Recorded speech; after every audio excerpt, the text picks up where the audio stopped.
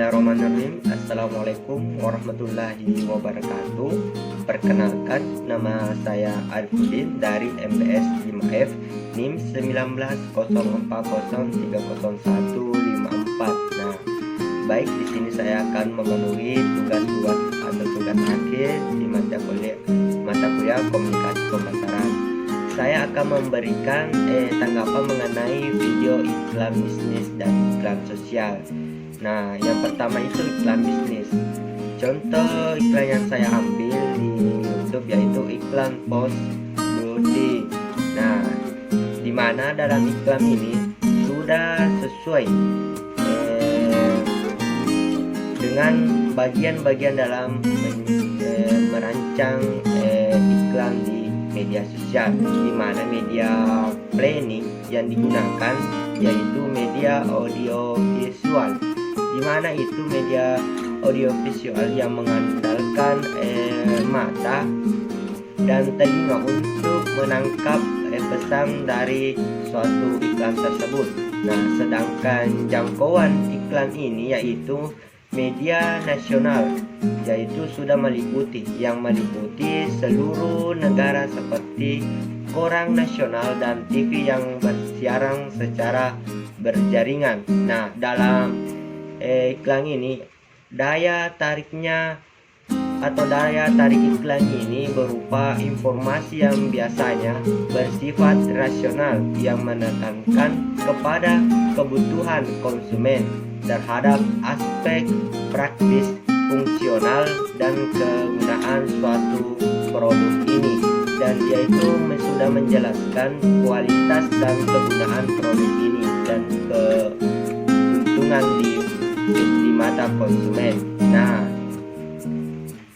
manfaat dan alasan menggunakan produk ini sudah dijelaskan mulai dari periklanan, yaitu tentang pos, cara penggunanya. Yang kedua itu iklan sosial. Nah, contoh iklan yang saya ambil yaitu buanglah sampah pada tempatnya. Bagian iklan ini tidak terlalu terikat pada penataan yang ketat, perancangan pesan yang rumit, dan pemilihan media hingga penentuan klayak secara sasaran. Nah, klayak sasarannya itu meliputi masyarakat. Iklan ini adalah jenis periklanan yang dilakukan oleh suatu organisasi komersial dan non komersial. Hal ini guna mencapai tujuan sosial, terutama kebaikan masyarakat, karena sudah memberikan salah satu contoh yang baik yaitu buang sampah pada tempatnya. Umumnya iklan ini bertujuan memberikan informasi dan penerangan serta pendidikan kepada masyarakat. Informasi tersebut dalam rangka mengajak masyarakat untuk berpartisipasi, bersikap positif terhadap pesan yang disampaikan. Nah, agar masyarakat dapat melihat iklan ini, agar dapat bermotivasi untuk membuang sampah pada tempatnya, karena ketika kita membuang sampah bukan pada tempatnya, maka kita akan mendapatkan dampaknya tersebut, yaitu seperti banjir dan lain-lain. Nah, dengan iklan ini dapat memberikan kepada masyarakat dan mengingatkan kepada masyarakat untuk menjaga kebersihan di lingkungan sekitarnya, yaitu membuang sampah pada tempatnya. Soal kedua itu tugas public relation. Nah, di mana tugas public relation ini tidak menjelaskan kelemahan suatu perusahaan, tetapi dalam organisasi adalah membina hubungan baik dengan publik, baik internal maupun eksternal organisasi. Nah, menyelenggarakan dan bertanggung jawab atas penyampaian informasi secara lisan, tulisan, melalui tampilan visual.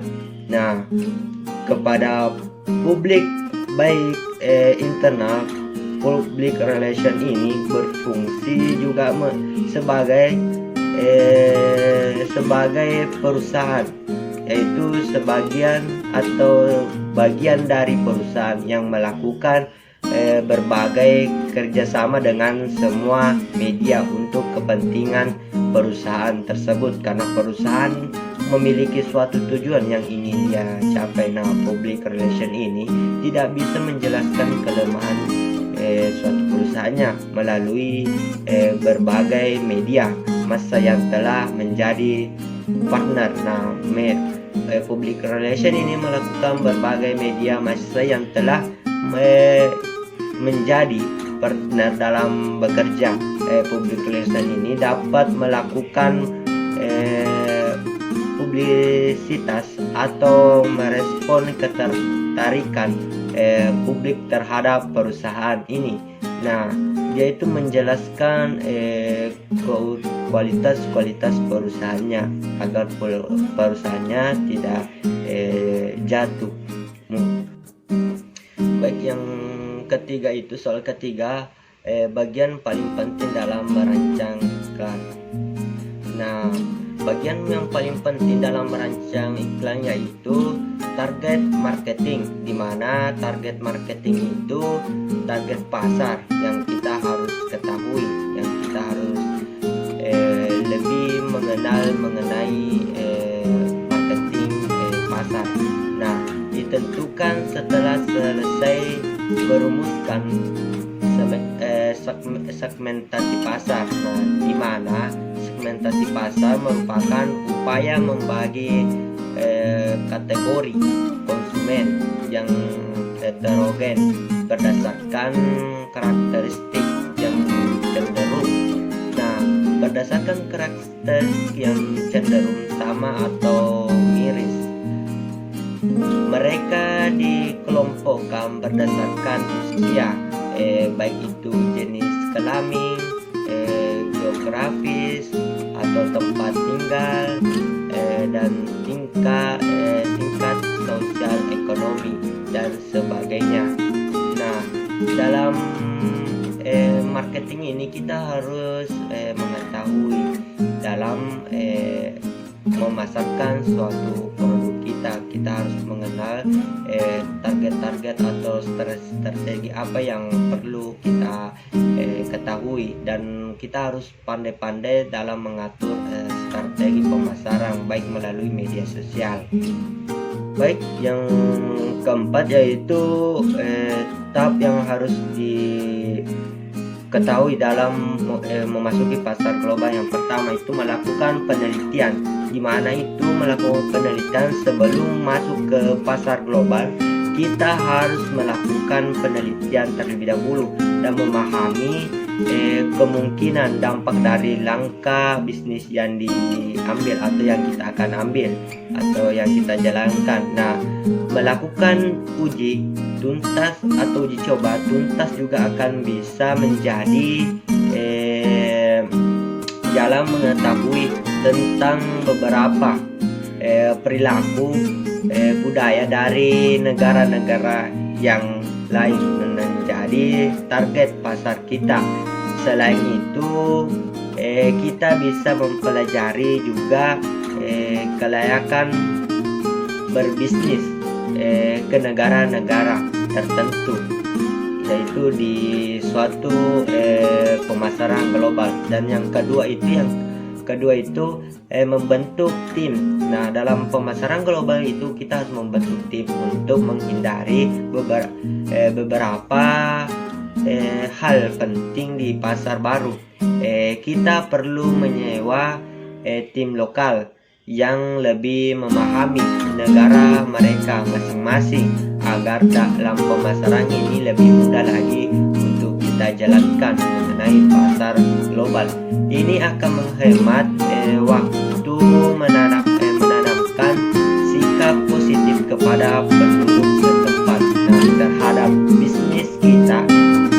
Nah, yang ketiga itu dalam pemasaran global itu yang kita harus ketahui yaitu bangun hubungan dekat dengan bisnis lokal. Kita harus membangun hubungan dekat kepada bisnis lokal agar lebih mudah dan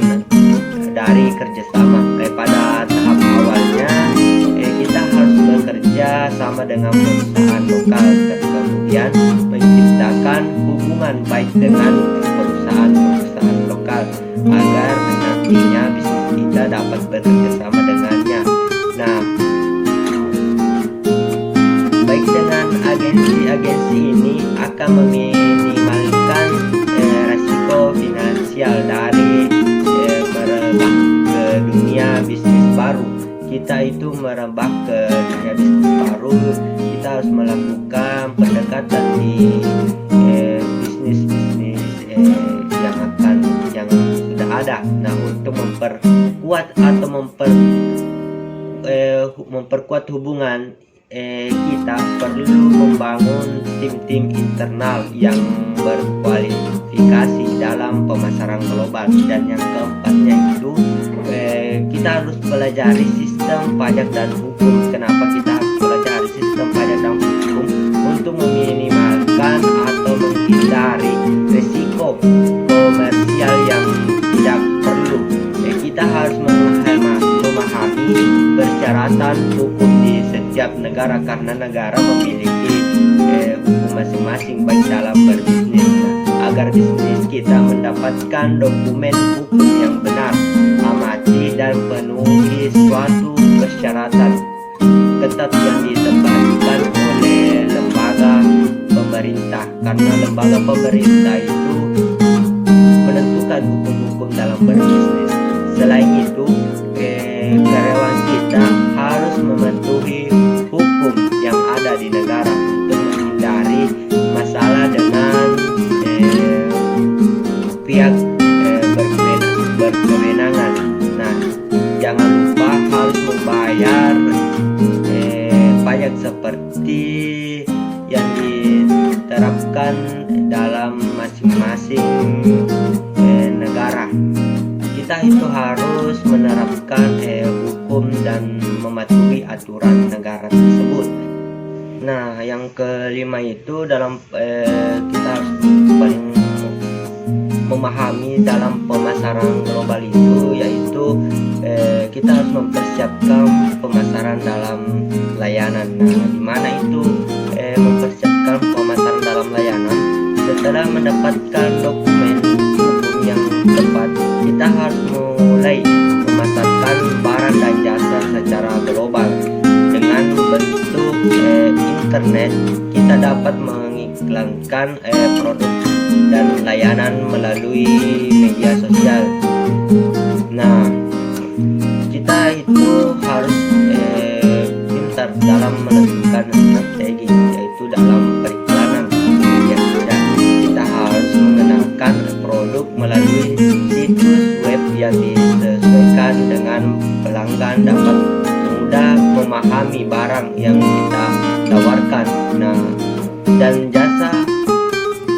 jasa hingga melakukan pembayaran.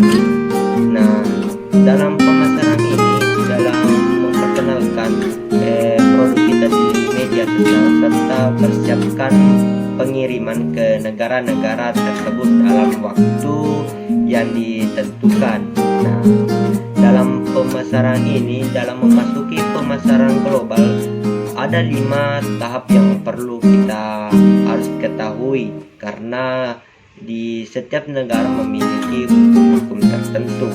Nah, mungkin itu yang sempat saya bisa jelaskan mengenai tugas yang diberikan oleh dosen pengampu mengenai komunikasi pemasaran. Lebih dan kurangnya mohon dimaafkan.